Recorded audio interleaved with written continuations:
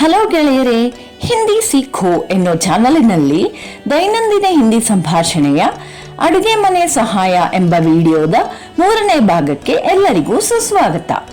ಹಿಂದಿನ ಅಡುಗೆ ಮನೆ ಸಹಾಯ 2ನೇ ಭಾಗದಲ್ಲಿ ನಾವು ದಿನನಿತ್ಯ ಬಳಸುವ ಕೆಲವು ಕಿರಾಣಿ ಸರಕುಗಳಿಗೆ ಹಿಂದಿಯಲ್ಲಿ ಏನು ಹೇಳುವುದು ಎಂದು ನೋಡಿದೆವು. ನಂತರ ನಾವು ಒಂದು ಪುಟ್ಟ ಸುಂದರವಾದ ಕಥೆಯನ್ನು ಹಿಂದಿಯಲ್ಲಿ ಹೇಗೆ ಹೇಳುವುದು ಎಂಬುದನ್ನು ಜಾನಪದ ಕಥೆಗಳ ಹಿಂದಿ ಅನುವಾದದಲ್ಲಿ ನೋಡಿದೆವು. ಆದರೆ ಕಥೆಗಳನ್ನು ಹೇಗೆ ಹೇಳುವುದು ಎಂಬುದರ ಜೊತೆಗೆ ಇನ್ನೂ ಹಲವಾರು ವಿಷಯಗಳನ್ನು ನಾವು ಇದರಲ್ಲಿ ಕಲಿಯುತ್ತೇವೆ ಅಲ್ಲವೇ? ಸೊ ಇವತ್ತಿನ ವಿಡಿಯೋದಲ್ಲಿ ಮತ್ತೆ ದೈನಂದಿನ ಹಿಂದಿ ಸಂಭಾಷಣೆಗೆ ಮರಳಿ ಬಂದು ಅಡುಗೆ ಮನೆ ಸಹಾಯದ 3ನೇ ಭಾಗವನ್ನು ನೋಡೋಣವೇ? ಹಾಗಾದರೆ ಸಮಯವನ್ನು ವ್ಯರ್ಥ ಮಾಡದೆ ನಾವು ವಿಡಿಯೋಗೆ ಹೋಗೋಣವೇ? ನಮ್ಮ ಅಡುಗೆ ಮನೆಯಲ್ಲಿ ಕಿರಾಣಿ ಸರಕುಗಳ ಹಾಗೆಯೇ ತರಕಾರಿಗಳಿಗೂ ಹಣ್ಣುಗಳಿಗೂ ಸಹ ಸಮಾನ ಪ್ರಾಮುಖ್ಯತೆ ಇದೆ ಅಲ್ಲವೇ? ಸೊ ಇವತ್ತಿನ ವಿಡಿಯೋದಲ್ಲಿ ಕೆಲವು ತರಕಾರಿಗಳಿಗೂ ಹಣ್ಣುಗಳಿಗೂ ಹಿಂದಿಯಲ್ಲಿ ಏನು ಹೇಳುವುದು ಎಂದು ನೋಡೋಣವೇ? ಮೊದಲು ತರಕಾರಿಗಳಿಗೆ ಹಿಂದಿಯಲ್ಲಿ ಏನು ಹೇಳುವುದು ಎಂದು ನೋಡೋಣ. ತರಕಾರಿಗಳಿಗೆ ಸಬ್ಜಿಯಾ ಎಂದು ಹೇಳಬೇಕು. ಹೂಕೋಸು, ಸೊಪ್ಪು ಅಂತಹ ತರಕಾರಿಗಳನ್ನು ಸಾಮಾನ್ಯವಾಗಿ ಎಲೆ ತರಕಾರಿಗಳು ಎಂದು ಹೇಳುತ್ತೇವೆ ಅಲ್ಲವಾ?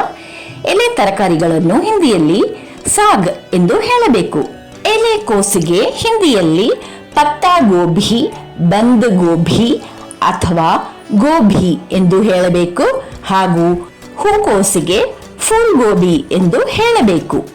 ಕ್ಯಾರೆಟ್ ಅಥವಾ ಗಜ್ಜರಿಯ ಹೆಸರನ್ನು ಕೇಳಿದಾಗಲೇ ನಮ್ಮ ಮನದಲ್ಲಿ ಸಿಹಿಯಾದ ಸ್ವಾದಿಷ್ಟವಾದ ಕ್ಯಾರೆಟ್ ಹಲ್ವಾನ ನೆನಪುಂಟಾಗುತ್ತದಲ್ಲವಾ? ಅಂತಹ ಕ್ಯಾರೆಟ್ಗೆ ಹಿಂದಿಯಲ್ಲಿ ಗಾಜರ್ ಎಂದು ಹೇಳುತ್ತೇವೆ. ನಾವು ನಮ್ಮ ಬಹುತೇಕ ಅಡುಗೆಗಳಲ್ಲೂ ಈರುಳ್ಳಿಯನ್ನು ಬಳಸುತ್ತೇವೆ. ಅದು ಆರೋಗ್ಯಕ್ಕೂ ಒಳ್ಳೆಯದು. ಅಂತಹ ಈರುಳ್ಳಿಯನ್ನು ಹಿಂದಿಯಲ್ಲಿ ಪ್ಯಾಜ್ ಎಂದು ಹೇಳುತ್ತೇವೆ. ಟೊಮೆಟೊಗೆ ಹಿಂದಿಯಲ್ಲಿ ಟಮಾಟರ್ ಎಂದು ಹೇಳಬೇಕು. ತರಕಾರಿಗಳಲ್ಲಿ ಆಲೂಗಡ್ಡೆ ಎಲ್ಲರಿಗೂ ಇಷ್ಟವಾದ ಒಂದು. ಯಾರಿಗೆ ತಾನೇ ಗರಿಗರಿಯಾದ ಆಲೂಗಡ್ಡೆ ಚಿಪ್ಸ್ ಅನ್ನು ತಿನ್ನಲು ಇಷ್ಟವಾಗದು? ಎಲ್ಲರಿಗೂ ಇಷ್ಟ. ಇದು ಒಂದು ಮೆಚ್ಚಿನ ತಿಂಡಿ ಎಂದು ಕೂಡ ಹೇಳಬಹುದು. ಅಂತಹ ಆಲೂಗಡ್ಡೆಗೆ ಹಿಂದಿಯಲ್ಲಿ ಆಲೂ ಎಂದು ಹೇಳುತ್ತೇವೆ. ನಮ್ಮ ದೃಷ್ಟಿಗೆ ಉತ್ತಮವಾದ ವಿಟಮಿನ್ ಎ ನಿಂದ ಸಮೃದ್ಧವಾದ ಬೀಟ್ರೂಟ್ ಅನ್ನು ಶಲ್ಗಮ್ ಅಥವಾ ಚುಕಂದರ್ ಎಂದು ಹೇಳುತ್ತೇವೆ. ಮೂಲಂಗಿಗೆ ಹಿಂದಿಯಲ್ಲಿ ಮೂಲಿ ಎಂದು ಹೇಳುತ್ತೇವೆ.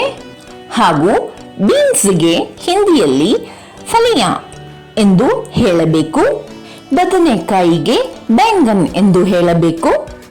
ಹಾಗೂ ಬೆಂಡೆಕಾಯಿಗೆ ಭಿಂಡಿ ಎಂದು ಹೇಳಬೇಕು. ಸೋರೆಕಾಯಿಗೆ ಹಿಂದಿಯಲ್ಲಿ ಲೌಕಿ ಎಂದು ಹೇಳುತ್ತೇವೆ.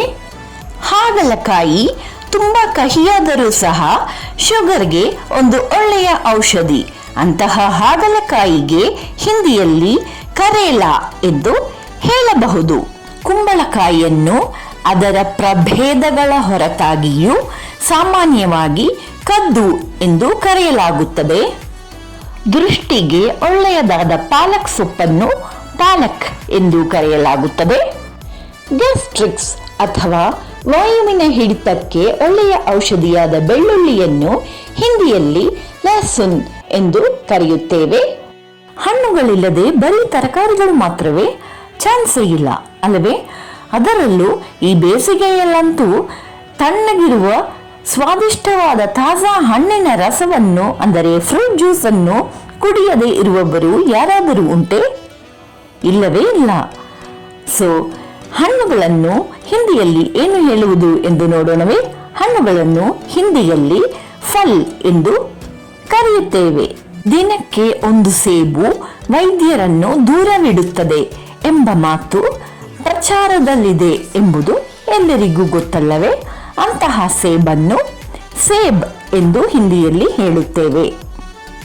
ಕಿತ್ತಳೆ ಹಣ್ಣಿಗೆ ಹಿಂದಿಯಲ್ಲಿ ಸಂತರ ಎಂದು ಹೇಳುತ್ತೇವೆ. ದ್ರಾಕ್ಷಿ ಹಣ್ಣಿಗೆ ಅಂಗೂರ್ ಎಂದು ಹೇಳುತ್ತೇವೆ. ಹಾಗೂ ಸೀಬೆ ಹಣ್ಣಿಗೆ ಅಮರೂದ್ ಎಂದು ಹೇಳುತ್ತೇವೆ. ವಿಟಮಿನ್ ಎ ಯಿಂದ ಸಮೃದ್ಧವಾದ ದಾಳಿಂಬೆ ಹಣ್ಣಿಗೆ ಅನಾರ್ ಎಂದು ಹೇಳುತ್ತೇವೆ. ಯಾರಿಗೆ ತಾನೇ ಮಾವಿನ ಹಣ್ಣು ತಿನ್ನಲು ಇಷ್ಟವಾಗದೇ ಇರುವುದು? ಮಾವಿನಕಾಯಾದರೂ ಸರಿಯೇ, ಮಾವಿನ ಹಣ್ಣಾದರೂ ಸರಿಯೇ, ಎಲ್ಲರಿಗೂ ಅದರ ರುಚಿಯನ್ನು ಸವಿಯುತ್ತಾ ತಿನ್ನುವುದೆಂದರೆ ಬಹಳ ಇಷ್ಟ. ಅಂತಹ ಮಾವಿನ ಹಣ್ಣಿಗೆ ಹಿಂದಿಯಲ್ಲಿ ಆಮ್ ಎಂದು ಹೇಳುತ್ತೇವೆ. ಬಾಳೆಯನ್ನು ಅದರ 2 ನೆಲೆಗಳಲ್ಲೂ ಸಹ, ಅಂದರೆ ಬಾಳೆಕಾಯಾಗಲಿ ಬಾಳೆಹಣ್ಣಾಗಲಿ ಕೇಲ ಎಂದೇ ಕರೆಯುತ್ತೇವೆ. ಇದು ಇದರ 2 ನೆಲೆಗಳಲ್ಲೂ ನಮಗೆ ಪ್ರಯೋಜನವನ್ನು ನೀಡುತ್ತದೆ.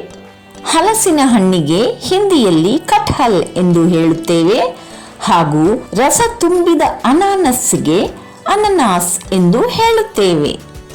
ಹಾಗೆಯೇ ರಸ ತುಂಬಿದ ಸಿಹಿಯಾದ ಕಲ್ಲಂಗಡಿ ಹಣ್ಣನ್ನು ಯಾರಿಗಾದರೂ ಮರೆಯಲಾಗುತ್ತದೆಯೇ? ಇಲ್ಲವೇ ಇಲ್ಲ. ಕಲ್ಲಂಗಡಿ ಹಣ್ಣಿಗೆ ಹಿಂದಿಯಲ್ಲಿ ತರ್ಬೂಸ್ ಎಂದು ಹೇಳುತ್ತೇವೆ. ಇದುವರೆಗೆ ಬಹುತೇಕ ಎಲ್ಲ ತರಕಾರಿಗಳಿಗೂ ಹಣ್ಣುಗಳಿಗೂ ಹಿಂದಿಯಲ್ಲಿ ಏನು ಹೇಳುವುದೆಂದು ನೋಡಿದೆವು. ಏನನ್ನೂ ಬಿಟ್ಟಿಲ್ಲ ಎಂದು ನಂಬುತ್ತೇನೆ. ಏನಾದರೂ ಬಿಟ್ಟು ಹೋದಲ್ಲಿ ದಯವಿಟ್ಟು ಫೀಡ್ಬ್ಯಾಕ್ ಅನ್ನು ಮಾಡಿ. ನನ್ನ ಪ್ರೀತಿಯ ಗೆಳೆಯರೇ, ಹಿಂದಿನ ಪೋಸ್ಟಲ್ಲಿ ನಾನು ಹೇಳಿದ ಹಾಗೆ ನಮ್ಮ ದೈನಂದಿನ ಜೀವನದಲ್ಲಿ ನಾವು ಬಳಸುವ ಪದಗಳು, ನುಡಿಗಟ್ಟುಗಳು ಹಾಗೂ ವಾಕ್ಯಗಳನ್ನು, ಅಂದರೆ ವರ್ಡ್ಸ್, ಫ್ರೇಸಸ್ ಹಾಗೂ ಸೆಂಟೆನ್ಸಸ್ ಅನ್ನು ಇಂದಿನಿಂದ ಪ್ರತಿಯೊಂದು ವಿಡಿಯೋದ ಕೊನೆಯಲ್ಲೂ ನಿಮಗೆ ನೀಡಲಾಗುತ್ತದೆ. ಈ ಕೆಲಸದಲ್ಲಿ ನನಗೆ ಪೂರ್ಣವಾಗಿ ಬೆಂಬಲವನ್ನು ಕೊಡುತ್ತಾ ಇದರಿಂದ ಪೂರ್ಣವಾದ ಲಾಭವನ್ನು ನೀವು ಪಡೆಯಬೇಕು ಎಂಬುದೇ ನನ್ನ ಆಸೆ. ಮೊದಲು ನಾವು ಯಾರನ್ನಾದರೂ ನೋಡಿದರೆ ನೀವು ಹೇಗಿದ್ದೀರಿ ಎಂದು ವಿಚಾರಿಸುತ್ತೇವೆ ಅಲ್ಲವಾ? ಅದಕ್ಕೆ ಹಿಂದಿಯಲ್ಲಿ ಆಪ್ ಕೈಸೆ ಹೈ ಎಂದು ಕೇಳಬೇಕು. ಒಬ್ಬ ವ್ಯಕ್ತಿಯಿಂದ ನಾವು ವಿದಾಯ ಹೇಳುವಾಗ ಅಥವಾ ಪಡೆಯುವಾಗ ಒಳ್ಳೆಯ ದಿನವಾಗಲಿ ಎಂದು ಹಾರೈಸುತ್ತೇವೆ ಅಲ್ವಾ? ಅದನ್ನು ಆಪ್ಕಾ ದಿನ್ ಶುಭ ಹೋ ಎಂದು ಹಾರೈಸಬೇಕು. ಯಾರಾದರೂ ನಮಗೆ ಸಹಾಯವನ್ನು ನೀಡಿದಾಗಲೋ, ಉಡುಗೊರೆಯನ್ನು, ಬಹುಮಾನವನ್ನು ಕೊಟ್ಟಾಗಲೋ ಧನ್ಯವಾದಗಳು ಎಂದು ಹೇಳುವುದು ನಮ್ಮ ಮರ್ಯಾದೆ ಅಲ್ವಾ? ಅದನ್ನು ಧನ್ಯವಾದ ಎಂದು ಹೇಳಬೇಕು. ಗುಡ್ ಮಾರ್ನಿಂಗ್ ಅಥವಾ ಶುಭೋದಯ ಎಂಬುದಕ್ಕೆ ಸುಪ್ರಭಾತ್ ಅಥವಾ ಸುಪ್ರಭಾತಂ ಎಂದು ಹೇಳಬೇಕು. ಗುಡ್ ನೈಟ್ ಅಥವಾ ಶುಭರಾತ್ರಿ ಎಂಬುದಕ್ಕೆ ಶುಭ ರಾತ್ರಿ ಎಂದು ಹೇಳಬೇಕು. ಯಾರಾದರೂ ಪರೀಕ್ಷೆಗೆ ಹೋಗುವಾಗಲೋ ಅಥವಾ ಹೊಸದೇನಾದರೂ ಮಾಡಲು ಸಿದ್ಧವಾದಾಗಲೋ ನಾವು ಶುಭವಾಗಲಿ ಎಂದು ಹಾರೈಸುತ್ತೇವೆ ಅಲ್ವಾ? ಅದನ್ನು ಶುಭ ಕಾಮನಾಯೇ ಎಂದು ಹಾರೈಸಬೇಕು. ಈ ಜಗತ್ತಿನಲ್ಲಿ ಯಾರೂ ಪರಿಪೂರ್ಣರಲ್ಲ. ಎಲ್ಲರೂ ತಪ್ಪುಗಳನ್ನು ಮಾಡುವ ಪ್ರವೃತ್ತಿಯನ್ನು ಹೊಂದಿರುತ್ತಾರೆ, ಸರಿಯಲ್ಲವೇ? ಆದರೂ ತನ್ನ ತಪ್ಪುಗಳನ್ನು ಅರಿತು ಅದನ್ನು ಕ್ಷಮಿಸಿ ಎಂದು ಕೇಳುವುದು ಒಂದು ದೊಡ್ಡ ಗುಣ. ಅದನ್ನು ನಾವೆಲ್ಲರೂ ಖಂಡಿತವಾಗಿ ಪಾಲಿಸಬೇಕು, ಸರಿಯಲ್ಲವೇ? ಹಾಗಾದರೆ ದಯವಿಟ್ಟು ನನ್ನನ್ನು ಕ್ಷಮಿಸಿ ಎಂದು ಹಿಂದಿಯಲ್ಲಿ ಹೇಗೆ ಕೇಳುವುದೆಂದು ನೋಡೋಣ. ಅದನ್ನು ಕೃಪಯಾ ಮುझे ಮಾಫ್ ಕೀಜಿಯೇ ಎಂದು ಕೇಳಬೇಕು. ಪರವಾಗಿಲ್ಲ ಎಂಬುದಕ್ಕೆ ಕೊಯ್ ಬಾತ್ ನಹಿ ಎಂದು ಹೇಳಬೇಕು. ಈಗ ಎಲ್ಲಿಗಾದರೂ ಹೋಗಬೇಕಾದರೆ ಮನೆಯವರನ್ನು ತಯಾರಾಗು ಎಂದು ಹೇಳಬೇಕು ಅಲ್ಲವೇ? ಅದನ್ನು ಹೇಗೆ ಹೇಳುವುದು? ಅದನ್ನು ತಯಾರ್ ಹೋ ಜಾವೋ ಎಂದು ಹೇಳಬೇಕು. ನೀವು ಬರುವಷ್ಟರಲ್ಲಿ ತಯಾರಾಗಬೇಕು ಎನ್ನುವ ಉದ್ದೇಶದಿಂದ ತಯಾರಾಗಿರು ಎಂದು ಹೇಳಬೇಕಾದರೆ ತಯಾರ್ ರಹೋ ಎಂದು ಹೇಳಬೇಕು. ಇದುವರೆಗೆ ನಾವು ದಿನನಿತ್ಯ ಬಳಸುವ ಕೆಲವು ನುಡಿಗಟ್ಟುಗಳಿಗೆ ಹಿಂದಿಯಲ್ಲಿ ಏನು ಹೇಳುವುದು ಎಂದು ನೋಡಿದೆವು. ನನ್ನ ಪ್ರೀತಿಯ ಗೆಳೆಯರೇ, ಈ ವಿಡಿಯೋ ಎಲ್ಲರಿಗೂ ಪ್ರಯೋಜನಕಾರಿಯಾಗಿತ್ತೆಂದು ನಂಬುತ್ತೇನೆ. ಈ ವಿಡಿಯೋದಲ್ಲಿ ನಾವು ಬಳಸುವ ತರಕಾರಿಗಳು ಹಾಗೂ ಹಣ್ಣುಗಳಿಗೆ ಹಿಂದಿಯಲ್ಲಿ ಏನು ಹೇಳುವುದು ಎಂದು ನೋಡಿದೆವು. ಅಷ್ಟೇ ಅಲ್ಲ, ಈ ವಿಡಿಯೋದಿಂದ ಮುಂದೆ ಬರುವ ಪ್ರತಿಯೊಂದು ವಿಡಿಯೋದ ಕೊನೆಯಲ್ಲೂ ಒಂದು ಹೊಸ ಭಾಗವನ್ನು ಪರಿಚಯಿಸಿದ್ದೇವೆ. ಅದರಂತೆ ಈ ವಿಡಿಯೋದ ಕೊನೆಯಲ್ಲಿ ಬಂದ ವಿಭಾಗದಲ್ಲಿ ನಾವು ದಿನನಿತ್ಯ ಬಳಸುವ ಕೆಲವು ನುಡಿಗಟ್ಟುಗಳಿಗೆ ಹಿಂದಿಯಲ್ಲಿ ಏನು ಹೇಳುವುದು ಎಂದು ನೋಡಿದೆವು. ದಿನನಿತ್ಯದ ಜೀವನದಲ್ಲಿ ನಾವು ಬಳಸುವ ಪದಗಳು, ನುಡಿಗಟ್ಟುಗಳು ಹಾಗೂ ವಾಕ್ಯಗಳನ್ನು ಎಲ್ಲರಿಗೂ ಪರಿಚಿತಗೊಳಿಸುವ ಉದ್ದೇಶದಿಂದಲೇ ನಾವು ಪ್ರತಿಯೊಂದು ವಿಡಿಯೋದ ಕೊನೆಯಲ್ಲೂ ಈ ಹೊಸ ವಿಭಾಗವನ್ನು ಪರಿಚಯಿಸಿದ್ದೇವೆ. ಒಬ್ಬ ಕ್ರಿಯೇಟರಿನ ಶಕ್ತಿ ಅಥವಾ ಬೆನ್ನೆಲುಬು ಎಂಬುದು ವೀಕ್ಷಕರಾದ ನೀವೇ ಎಂಬುದರಲ್ಲಿ ಯಾವ ಸಂಶಯವೂ ಇಲ್ಲ. ಆದ್ದರಿಂದ ಈ ಚಾನಲ್ಗೆ ಸಬ್ಸ್ಕ್ರೈಬ್ ಮಾಡಿರಿ. ಇದರ ಯಾತ್ರೆಯಲ್ಲಿ ಇದನ್ನು ಸಪೋರ್ಟ್ ಮಾಡಿರಿ. ಇದರಲ್ಲಿ ಬರುವ ವಿಡಿಯೋಸ್ ಅನ್ನು ನೋಡಿ ಲೈಕ್ ಮತ್ತು ಶೇರ್ ಮಾಡಿರಿ. ಅಷ್ಟೇ ಅಲ್ಲ, ಯಾವಾಗಲೂ ಹೇಳುವ ಹಾಗೆ ಪ್ರಯೋಜನಕಾರಿಯಾದ ವಿಡಿಯೋಸ್ ಅನ್ನು ತಯಾರಿಸಲು ಪ್ರಚೋದನೆ ನೀಡುವ ನಿಮ್ಮ ಬೆಲೆ ಬಾಳುವ ಫೀಡ್ಬ್ಯಾಕ್ಸ್ ಅನ್ನು ಮರೆಯದೆ ತಿಳಿಸಿ.